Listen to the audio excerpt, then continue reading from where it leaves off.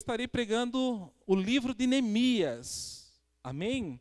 O tema central do livro de Esdras é narrar o retorno do povo judeu do exílio babilônico para Jerusalém, focando na reconstrução do templo e na restauração da vida religiosa.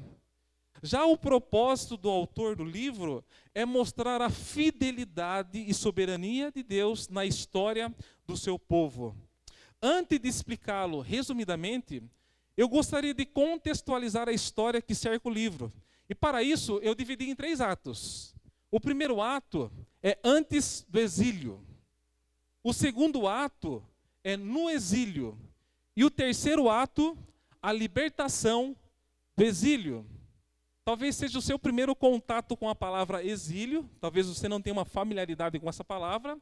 Para que você não fique perdido, exílio é o ato de ser forçado a viver longe da sua própria terra.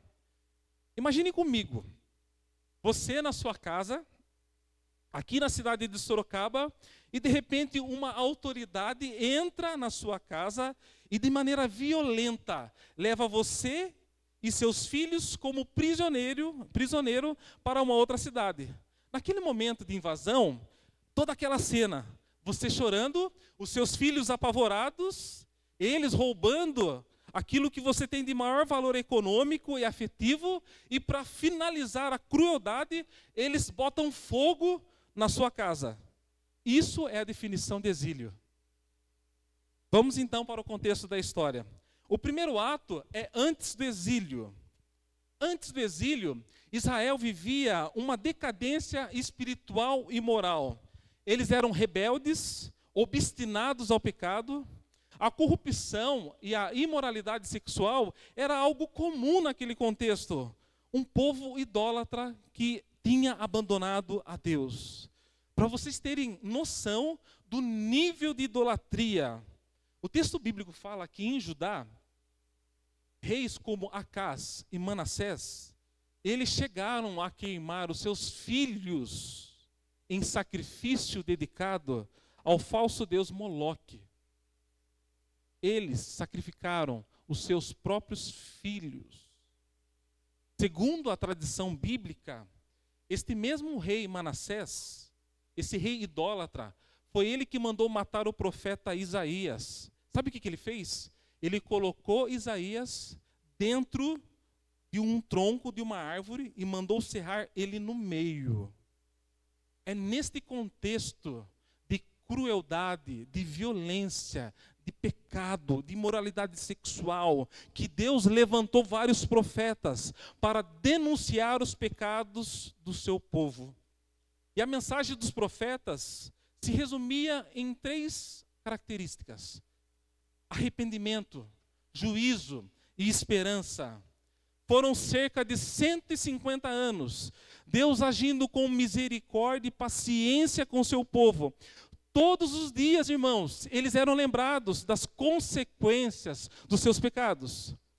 Todos os profetas levantados por Deus tinham uma mensagem em comum. E a mensagem da parte de Deus era: se vocês não se arrependerem dos seus atos pecaminosos, se vocês não se converterem dos seus maus caminhos, o juízo de Deus virá sobre vocês. A resposta do povo ao amor de Deus era o desprezo. Eles tapavam os ouvidos para a mensagem de Deus. Eles desobedeciam conscientemente a mensagem de Deus. Entre aqueles que Deus usou de maneira extraordinária para estar denunciando os pecados, para alertar o povo sobre as consequências do pecado, eu destaco o profeta Sofonias. Sofonias, ele faz uma declaração no capítulo 1, versículo 4. Ele fala assim: estenderei a mão contra Judá e contra todos os habitantes de Jerusalém. Aqui é Deus usando a boca do profeta e declarando ao povo: por causa do pecado de vocês, a minha mão estará contra vocês. Eu destaco também o profeta Abacuque, que de maneira muito clara, Abacuque no capítulo 1, versículo 6, ele fala assim: estou trazendo os babilônios nação cruel e impetuosa. Aqui é Deus usando a boca do profeta e falando que vai trazer os babilônicos, uma nação cruel, impetuosa, para destruir. Por muito tempo Deus os alertou. E um dos profetas mais ativos antes do exílio foi o profeta Jeremias. Olha o que o profeta Jeremias ele vai falar na sua profecia. Jeremias capítulo 25, versículo 11.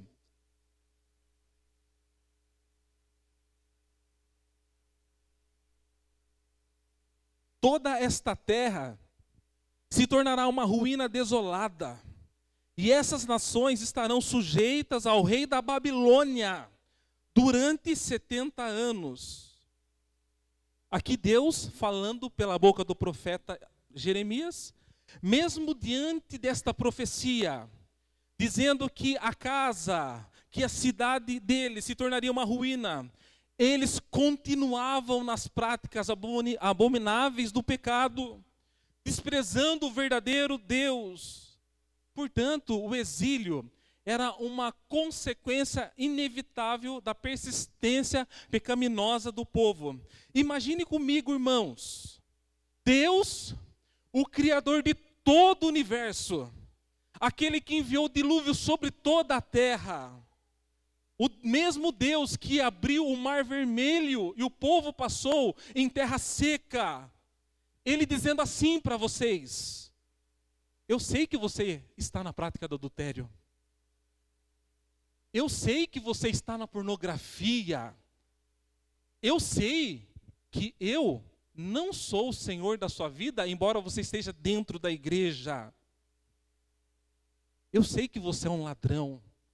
Eu sei que você é um avarento, porque eu conheço o seu coração, fui eu que te formei, fui eu que te criei. Portanto, arrependa-se dos seus pecados. Caso você não se arrependa, a minha mão estará contra vocês. Caso você não se arrependa, vocês não herdarão o reino dos céus. Qual seria ou será a sua resposta diante da denúncia divina? Qual seria o seu posicionamento? Em um contexto, irmãos, que era muito próximo daquilo que Deus tinha feito. Assim como toda decisão tem as suas consequências, a nossa confissão, ela tem uma consequência eterna. Naquela época, antes do exílio, eles ofereciam sacrifícios profanos a Deus. Hoje, é na igreja que muitos profanam o culto do Senhor. Profanam quando nós cantamos a Ele, mas não queremos abandonar o pecado de estimação do nosso coração. O pecado de estimação do nosso coração. Esse pecado, ele é a evidência de que o nosso coração, ele não se rendeu completamente a Cristo. Muitos estão cantando apenas com os lábios, com o coração vazio, incrédulo, distante. Portanto, abandonem os seus pecados. Olhando para a história, como é impressionante a paciência de Deus. Pois foi aproximadamente entre 130 a 150 anos que Deus levantou profetas, os alertando o povo de maneira clara, de maneira direta, sobre a destruição que viria se eles não se arrependessem. Viria o exílio se não houvesse arrependimento. O Senhor esperava por parte deles arrependimento, um posicionamento. Nós enxergamos aqui, irmãos, um Deus amoroso que, apesar do seu povo, Ele jamais desistiu dele. como Jesus disse em Mateus capítulo 23, versículo 37. Olha que declaração maravilhosa de Jesus, a liderança religiosa daquele contexto dele.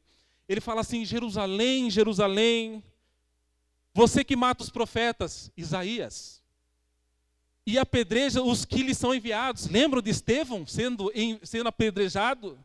Quantas vezes eu quis reunir os seus filhos, como uma galinha reúne os pintinhos debaixo das asas, mas vocês não quiseram.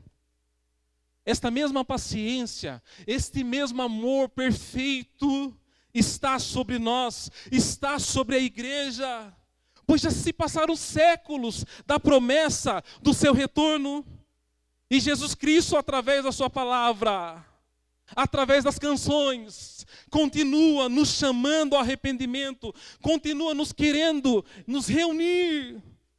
Porém, muitas pessoas têm o desprezado, outras têm o abandonado.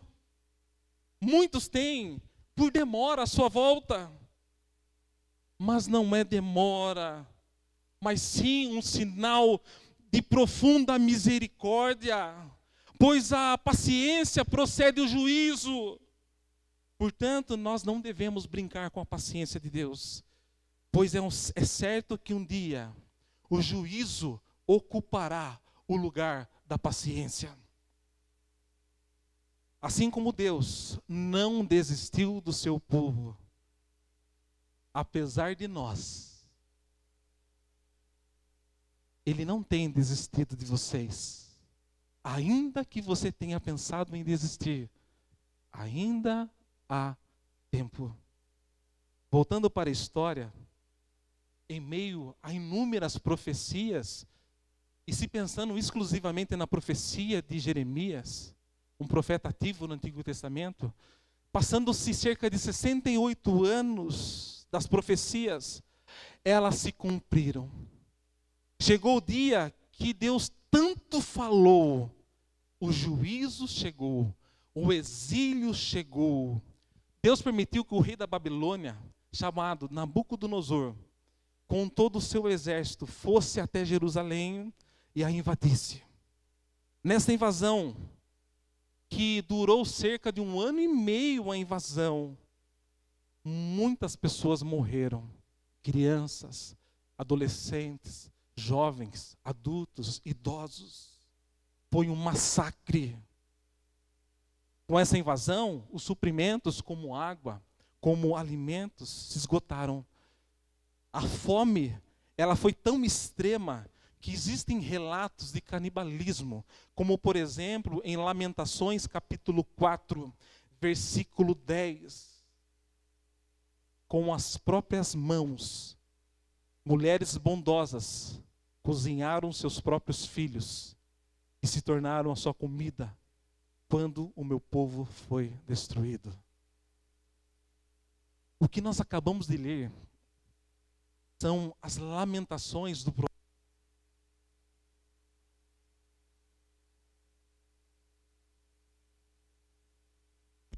São as lamentações do profeta Jeremias. Irmãos, alguém que profetizou a destruição de Jerusalém, o exílio, e que neste momento ele estava vendo com seus próprios olhos o cumprimento das profecias. Portanto, ele escreveu esse livro de Lamentações para expressar a sua profunda dor e o luto pela destruição. Jeremias é conhecido como o profeta chorão, porque ao ver a destruição da cidade que ele tanto amava, do povo que ele tanto amava, ele chorava. O império babilônico invadiu, destruindo os muros da cidade, destruindo o templo, saqueando a cidade. E aqueles que sobreviveram a esse massacre foram levados como prisioneiros para a Babilônia. Isso é antes do exílio. O segundo ato é no exílio agora. Já no exílio, a história nos fala que junto aos rios da Babilônia, o povo tomou assento, se assentaram ao chão E ali no chão eles choravam, se lembrando de Sião. A saudade de suas casas apertava o coração. O luto pela perda dos familiares e amigos eram indescritíveis. Eles, à margem do rio, eles olhavam de longe e avistavam uma cidade toda destruída. Entre aqueles que foram levados ao exílio, nós temos duas figuras bíblicas marcantes que atuaram dentro do exílio. São eles Daniel e o profeta Ezequiel. No exílio babilônico, Daniel atuou dentro do palácio como funcionário do império. Já o profeta Ezequiel, ele esteve entre o povo exilado, atuando como o seu pastor, como profeta. O livro de Daniel e o livro do profeta Ezequiel tem como pano de fundo, tem como contexto o exílio babilônico. Ambos foram fundamentais neste momento de dor, de sofrimento, momento de angústia, de aflição. No exílio, Daniel e Ezequiel, eles foram instrumentos de Deus para anunciar a esperança, a misericórdia e a graça.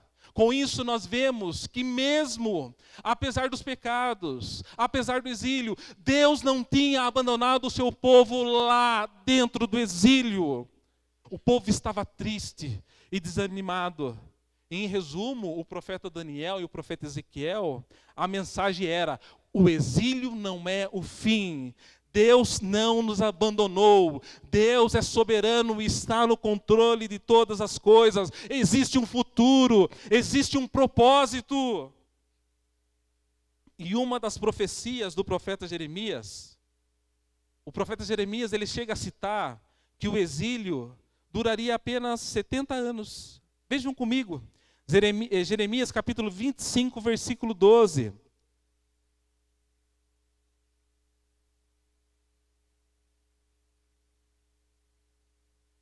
Quando se completarem os 70 anos, castigarei o rei da Babilônia e sua nação, a terra dos babilônios, por causa de suas iniquidades, declara o Senhor, e a deixarei arrasada para sempre.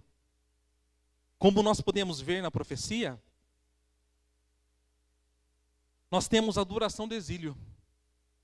O exílio, ele durou 70 anos.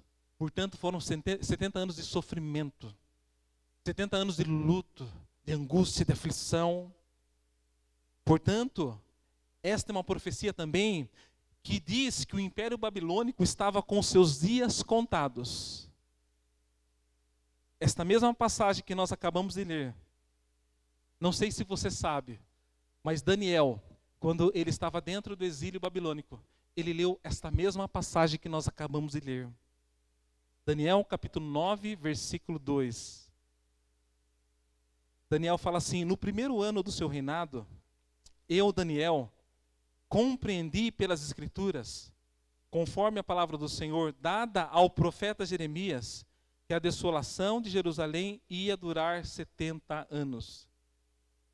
Isso mostra a nós que os escritos de Jeremias circulavam no exílio entre o povo como texto sagrado. Irmãos, eu fico imaginando a alegria de Daniel ao ler o texto bíblico e compreender a mensagem do profeta Jeremias. Eu fico imaginando a cabeça dele. Jeremias profetizou a respeito do juízo e o juízo se cumpriu. Mas isso não é o fim da nação. Eu acredito, e o texto é muito claro, que ao ler, nós vemos que o texto de Jeremias foi um bálsamo, pois nele estava escrito que haveria um fim para o exílio. Imagine comigo, irmãos, Daniel lendo os pergaminhos. Os pergaminhos tinham uma metragem de 3,5 a 4 metros. Ele desenrolando os rolos de pergaminhos. E lá dizendo que Israel e Judá não foram abandonadas por Deus. Lá ele lendo que a Babilônia seria derrotada. E o texto bíblico fala após essa leitura que nós fizemos, que após ler o texto sagrado, Daniel é conduzido a uma oração fervorosa com jejum. Ele coloca panos de saco e se humilha. Depois, com o tempo na sua casa, em Daniel capítulo 9, leia a oração de Daniel, algo extraordinário, algo maravilhoso. Ele é conduzido à oração. Eu não sei qual é o exílio que você está vivendo. Ou seja, eu não sei qual é o sofrimento da sua vida. Mas deixa eu falar algo para vocês. Está escrito, e nós cremos, porque é a palavra de Deus, que todas as coisas cooperam para o bem. Você sabe por que nós vivemos aflitos? Porque nós não conhecemos as promessas de Deus. Portanto, mude a sua postura. Medite na palavra do Senhor, porque consequentemente você será conduzido à oração. Se você não ora, é porque certamente você não medita. Porque ao ler, automaticamente nós somos colocados de joelho. E aqui, Daniel ao ler foi como um bálsamo ao seu coração. Mas como que foi o fim do Império Babilônico? A história bíblica diz que Deus instigou o rei da Pérsia, chamado Ciro, para invadir e derrotar a Babilônia, se cumprindo as profecias de Jeremias, Abacuque e Isaías. Na profecia de Isaías, nós vemos o Senhor dando detalhes. Deus, para não deixar dúvidas, Ele falou até o nome do personagem que seria o responsável em destruir o Império Babilônico. Olha, vejam comigo, Isaías capítulo 44, versículo 28. E é importante também falar, irmãos, que o pecado ele não fica impune, ok? Quando Daniel está lendo, ali é muito claro. E é por causa do pecado que Deus destruiria a Babilônia. Vejam comigo Isaías capítulo 44, versículo 28. Ele dá o nome, Ciro. Ele será o meu pastor e realizará tudo o que me agrada. Ele dirá acerca de Jerusalém: seja reconstruída, e do templo sejam lançados os seus alicerces. Aqui nós vemos o instrumento de justiça de Deus chamado Ciro. Tanto para derrotar o Império Babilônico, como para reconstruir o templo e a cidade. Agora nós iremos para o terceiro ato, a libertação do exílio. E aqui chegamos no livro de Esdras. Convido você a abra sua Bíblia comigo no livro no capítulo 1, versículo 1 ao versículo 3. Eu vou pedir que, se você pode, se coloca de pé, se for possível, para que a gente faça a leitura bíblica. Esdras, fica no Antigo Testamento, capítulo 1.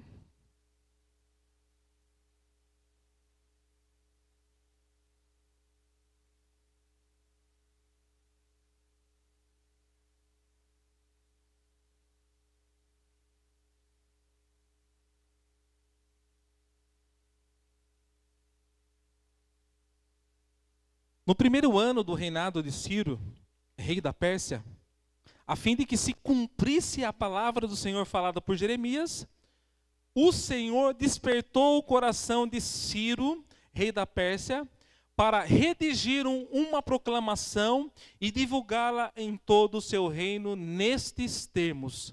Assim diz Ciro, rei da Pérsia: o Senhor, o Deus dos céus, deu-me todos os reinos da terra e designou-me para construir um templo para ele em Jerusalém de Judá.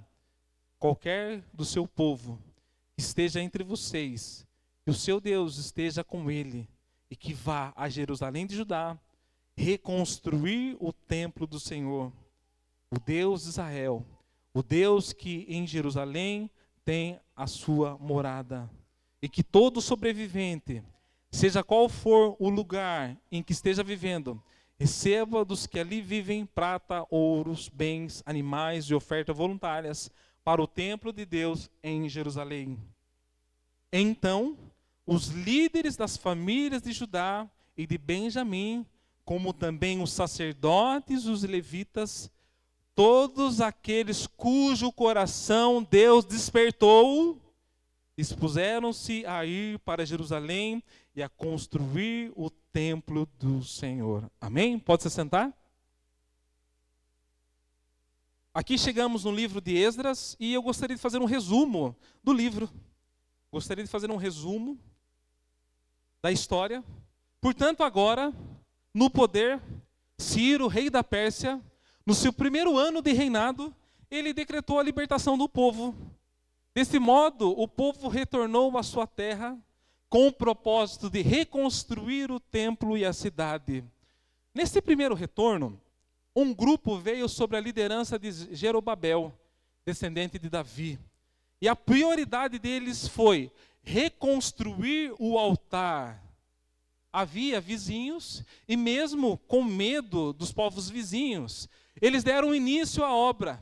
E o altar foi levantado ao Senhor, e assim ofereceram holocaustos, conforme a lei de Moisés.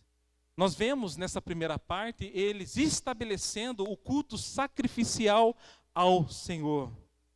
E nesse movimento de reconstrução, existe um espírito de unidade, de generosidade entre eles para a reconstrução do templo. E que momento emocionante, pois juntos eles levantam o alicerce do templo, tomados pela emoção, pois até então estava totalmente destruído.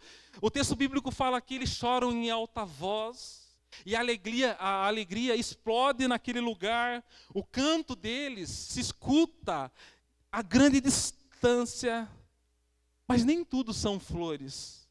Existem espinhos, como diz o ditado popular. Os inimigos deles ficaram sabendo da reconstrução do templo. Então, de maneira estratégica, eles pensaram, vamos falar com Jerobabel. E foram até Jerobabel, que estava sob a liderança do povo, sob a liderança da reconstrução do templo. E eles disseram assim para Jerobabel, queremos ajudar na reconstrução do templo. Só que isso era uma mentira por parte deles. Ciro havia ordenado que somente as famílias de Israel fariam o trabalho de reconstrução. Portanto, Jerobabel, ele recusou a ajuda. Só que esses homens, obstinados a atrapalhar a reconstrução, eles começaram a desanimar o povo em Judá. Chegaram até a pagar alguns funcionários para se opor à reconstrução. E foram cerca de 30 anos com eles se opondo à reconstrução. Foi do reinado de Ciro até o reino de Dário com essa oposição. Eles não se cansavam, estavam obstinados a atrapalhar. E a história avançando, já não é mais Ciro e trocando de reis, né? Sendo substituído. Quando o trono está ocupado por Xerxes, esses mesmos foram até o rei Xerxes e apresentaram uma acusação, dizendo assim, rei, olha, presta bem atenção, se esses muros forem reconstruídos, esse povo vai parar de pagar imposto. Você vai sofrer prejuízo. O rei, então, o que ele fez? Ele acatou a acusação e paralisou a reconstrução de maneira imediata. Parou tudo. E a reconstrução ficou paralisada por volta de 16 anos. E é nesse tempo, nesse momento crítico da história, de desânimo, porque pense bem, irmãos, Deus havia prometido que haveria reconstrução, e eles começam a reconstruir todo aquele espírito de unidade, generosidade. Daqui a pouco a oposição vem, e a oposição consegue o seu propósito, paralisa toda a reconstrução. Automaticamente o povo é tomado pelo desânimo, pela frustração, pela decepção. Às vezes até questionando, será que Deus de fato está conosco? E é nesse momento crítico da história que Deus é maravilhoso, irmãos. Deus, ele é misericordioso, Deus, ele é bondoso, Deus é fiel com a sua palavra. A história nos fala que Deus levantou os profetas, chamado Ageu e Zacarias, para animar o povo a voltar a reconstruir. E assim, com a ajuda dos profetas, o povo se animou. Eba, Deus está conosco. E começaram a reconstruir, retomar as obras. Deus de fato estava com eles a ponto de, nesse contexto, já não era mais Xerxes, era o rei Dário, liberar a reconstrução, e assim eles finalizaram o templo. Olha comigo em Esdras, capítulo 6, versículo 14 ao 15.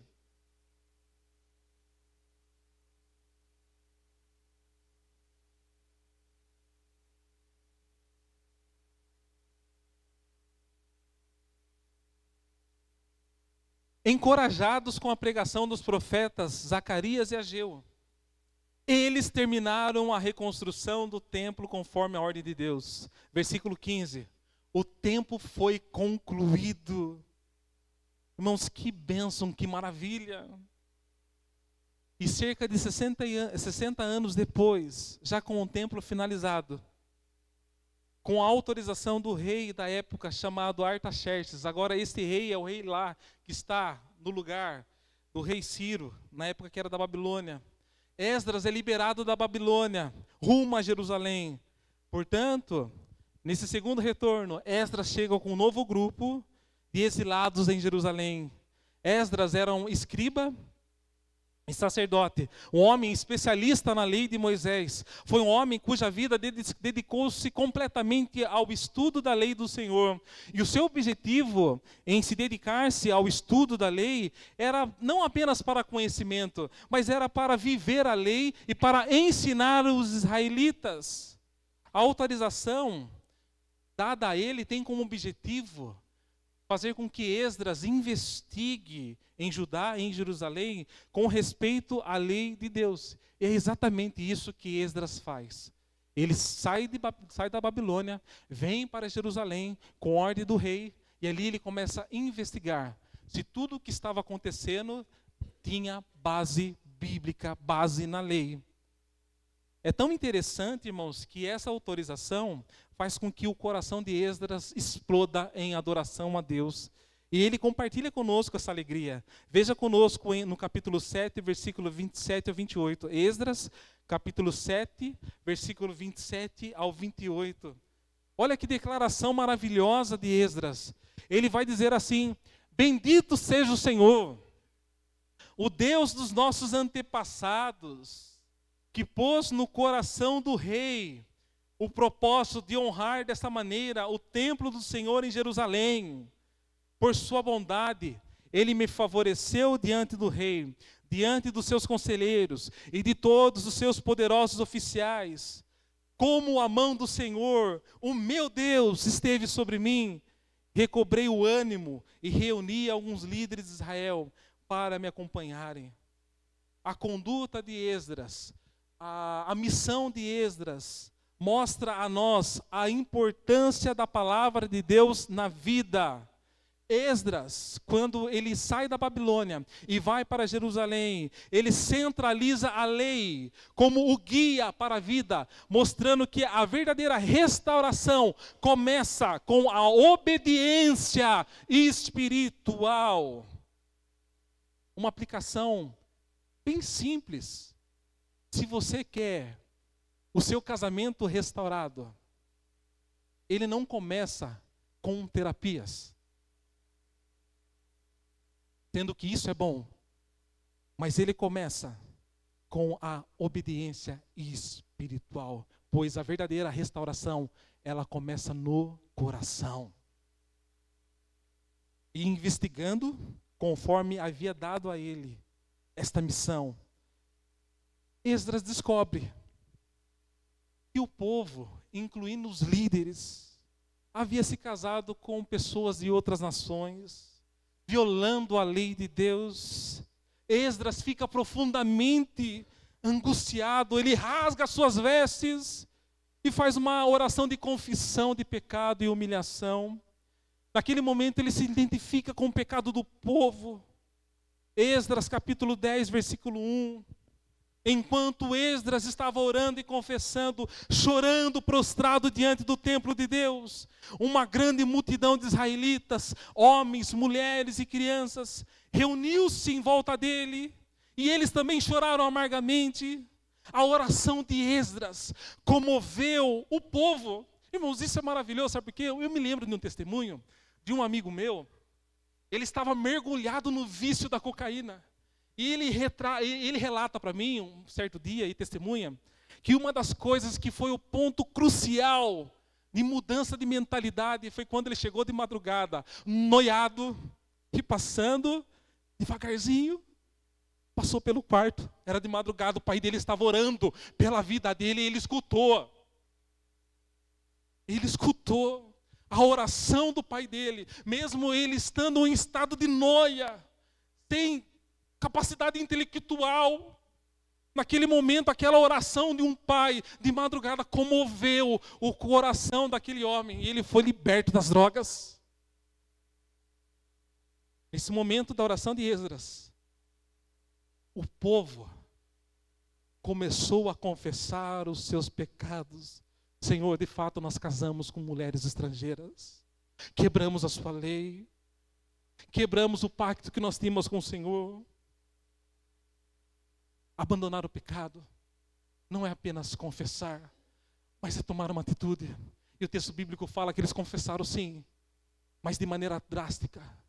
Eles abandonaram essas mulheres. Mulheres abandonaram esses homens. E ali se acabou esse casamento misto, que era naquele contexto contrário à vontade de Deus. Esdras foi bem sucedido. E eu concluo dizendo que no livro de Esdras, nós vemos a beleza da soberania de Deus na história do seu povo. Irmãos, como é lindo ver a soberania, a providência, o controle de Deus sobre todas as coisas. Ciro emite um decreto. Foi pela sua vontade? Não! Foi porque Deus moveu o seu coração. E a palavra fala que o coração do rei está nas mãos do Senhor.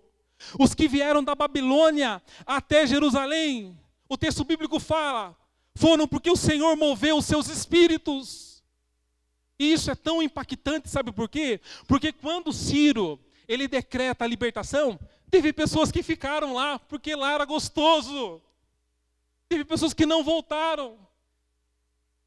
Se você está aqui, é porque o Senhor trouxe você. Tem pessoas que não querem, mas se você está aqui, é porque Ele moveu o seu coração a estar. Esdras foi bem sucedido, não foi por causa da sua capacidade, não foi por causa do seu conhecimento da lei de Moisés, não foi porque ele era habilidoso na persuasão, nas palavras, mas o texto bíblico fala, porque a mão de Deus estava sobre ele.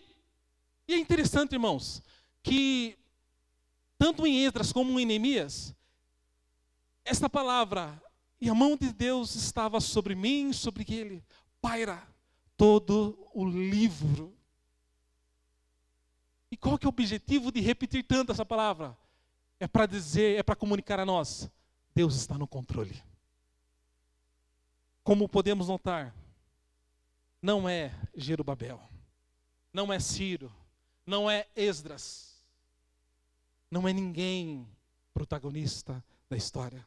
O protagonista da história é o Deus dos deuses, é o Senhor dos senhores. Ele está no controle de todas as coisas. E como nós podemos ver, Ele está no controle a ponto de usar até mesmo reis pagãos para cumprir os seus propósitos. Quando eu olho para a história do exílio, eu vejo a minha história. Eu vejo a nossa história.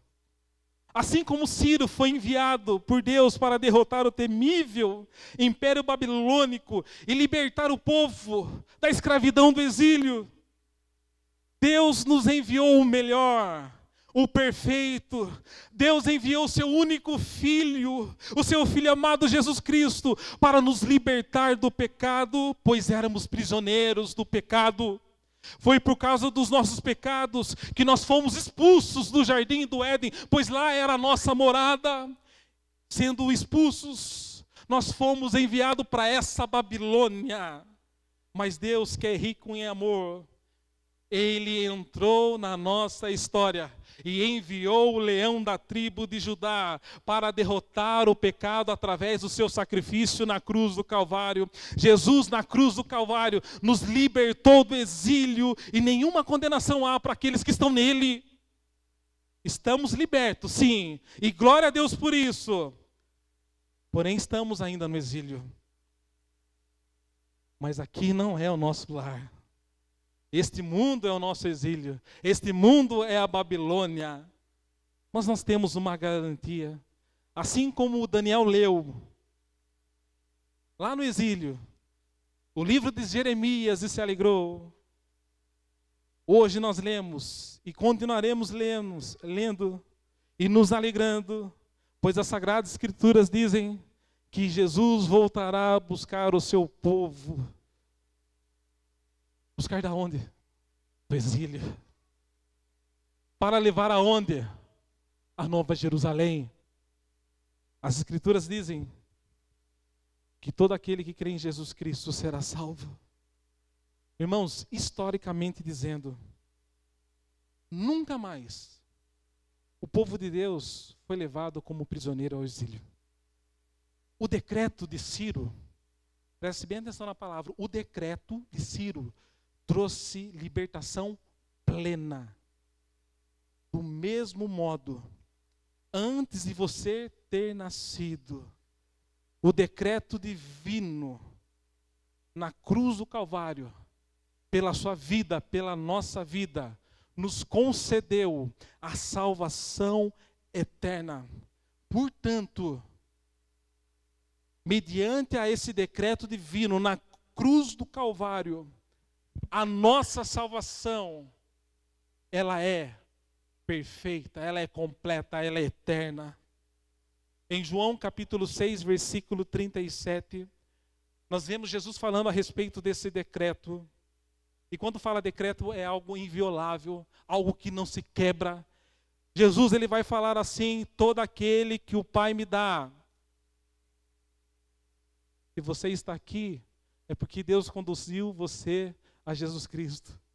Não foi você que veio pelas suas próprias pernas. Não foi pelos seus méritos que Cristo tem alcançado você. Não, não, não. Foi Deus que enviou você até a fonte da água.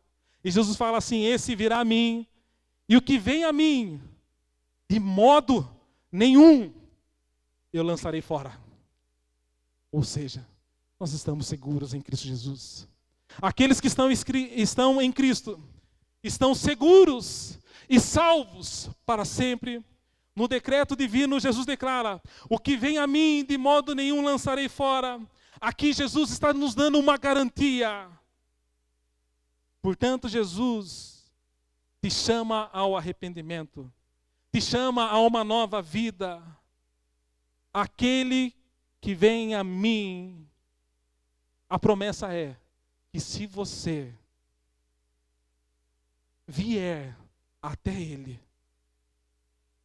Ele jamais te lançará fora. Ele está dizendo assim para mim e para a sua vida: eu estou convosco todos os dias da sua vida, te guardando eternamente. O nosso lar não é a Babilônia. E sabe por que meu coração se alegra? Porque lá em Apocalipse eu sei o que vai acontecer com a Babilônia. Babilônia no qual nós estamos. Eu sei que o nosso lar não é a Babilônia, é a Nova Jerusalém. E que Deus, Ele continue trabalhando no nosso coração. Que Deus continue levantando homens como Daniel, como Ezequiel, para trazer palavras de arrependimento e esperança no exílio. Que Deus continue levantando pessoas como Esdras, colocando a palavra como centro da vida das pessoas, para que Deus seja glorificado, para que as pessoas se arrependam genuinamente, e que Deus seja glorificado pela sua palavra, e que a gente possa descansar na soberania divina do Senhor. Ele está no controle de todas as coisas, Ele está no controle da história, Ele está no controle da nossa vida. E eu gostaria de que você fechasse seus olhos, e eu gostaria de chamar o pessoal do louvor. Eu gostaria que você nesse momento fechasse os seus olhos e falasse com o Senhor. Nesta manhã o Senhor convida você. Nesta manhã o Senhor chama você. Que nesse momento agora você possa se arrepender dos seus pecados. Que nesse momento você possa abrir o teu coração e falar assim: Senhor, Senhor, Senhor, eu quero a tua presença, ó Deus. Deus, coloca no meu coração esta fé genuína.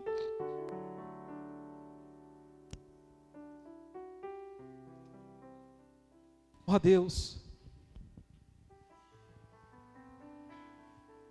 a tua palavra fala que o Senhor é imutável. Assim como o Senhor perdoou os israelitas, restaurando a verdadeira adoração do coração.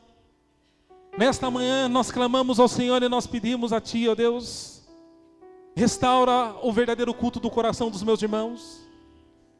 E aqueles que não fazem parte, ó Deus, do Teu aprisco, que nesta manhã, ó Deus, eles possam entrar no aprisco e ter um encontro verdadeiro com o Supremo, com o único pastor.